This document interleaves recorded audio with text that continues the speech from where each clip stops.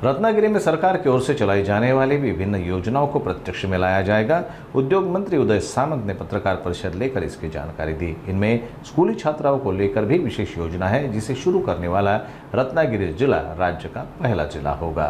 या सगळ्या ज्या मुली आहेत ह्या आपल्याला शालेय शिक्षणाच्या वर्गांमध्ये आपल्याला मिळतात, 5वी 7वी। त्याच्यामुळे ते मोहीम राबवायला आपल्याला अवघड होणार नाही आणि त्याच्यानंतर पुढच्या 50,000 कसं द्यायचं त्याचा देखील आम्ही प्लॅन तयार करणार आहोत।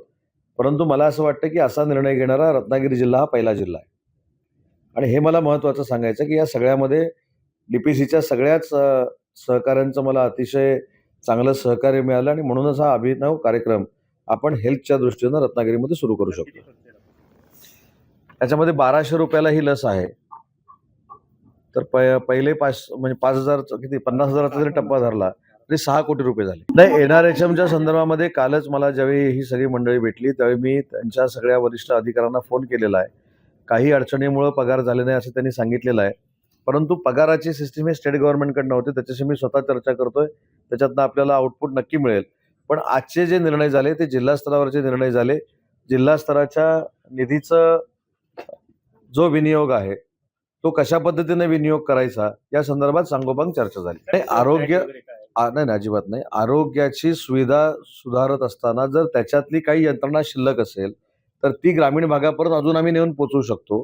त्यावेळी घेतलेले अत्याधुनिक बेड्स असतील, त्यावेळी घेतलेले व्हेंटिलेटर्स असतील, त्यावेळी घेतलेले अजून काही इक्विपमेंट्स असतील, तर ॲम्ब्युलन्सेस असतील, हे आता आपण ठीक आहे पीएचसी सेंटरपर्यंत नेतो, पण त्याच्यातली यंत्रणा जर पडून असेल किंवा कुठं असेल तर ती आपण ग्रामपातळीवर नेऊ शकतो। म्हणून आपण रिव्ह्यू घेतो। आम्ही निर्णय घेतला आज 108 ची ॲम्ब्युलन्स ही आपल्याला खरं अडचण नव्हती। आपली ॲम्ब्युलन्स ही कोल्हापूरपर्यंत आपण सांगितल्यानंतर जायची, परंतु ती सांगितल्यानंतर जायची, त्याला आपण आता धोरणात्मक रूप आणलंय।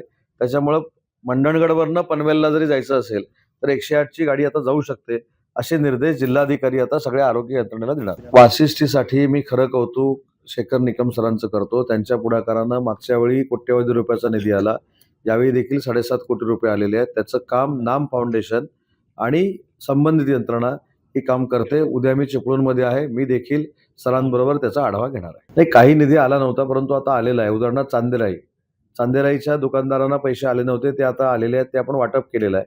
काही ठिकाणी अजून यायची बाकी आहेत, पण त्याचा पाठपुरावा जिल्हाधिकारी स्वतः करतायत। त्यांचे पैसे नक्की मिळणार आहेत, त्यांनी काळजी करण्याची आवश्यकता। हा बीएसएनएलचा आढावा घेतला, थोडा समज देखील दिला, कारण बीएसएनएलच्या अधिकाऱ्यांना असं वाटायचं की ते सेंट्रल गव्हर्नमेंटचे अधिकारी असल्यामुळं स्टेट गव्हर्नमेंटच्या कुठच्याही विकासाच्या कामामध्ये आपण उपस्थित राहायचं नाही अशी त्यांची एक भावना होती। परंतु नव्यानं रुजू झालेल्या ज्या मॅडम आहेत त्यांना मी मनापासून धन्यवाद देतो की त्यांनी स्वतः इथे येऊन सांगितलं। ठीक आहे, त्यांनी कारणं विविध सांगितली, ते शेवटी आपल्या हाताखालच्या अधिकाऱ्यांना सपोर्ट करणार, त्याच्याबद्दल माझं काही म्हणणं नाही।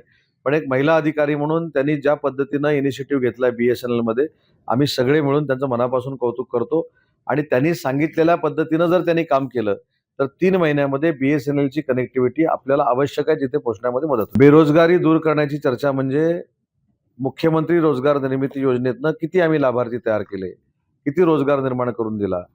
व्हीआयटी सेमीकंडक्टरची जी कंपनी येते त्याच्यातनं किती रोजगार निर्माण होणार आहे। धीरूभाई अंबानी डिफेन्स क्लस्टरमधनं किती रोजगार निर्माण होणार आहे। निबेनच्या डिफेन्स कंपनीमधनं किती रोजगार निर्माण होणार आहे। या सगळ्याचा कोको कोलामधनं किती निर्माण होणार आहे, या सगळ्याची माहिती आज आम्ही घेतली आणि या माहितीवर सगळे सभासद समाधानी आहेत।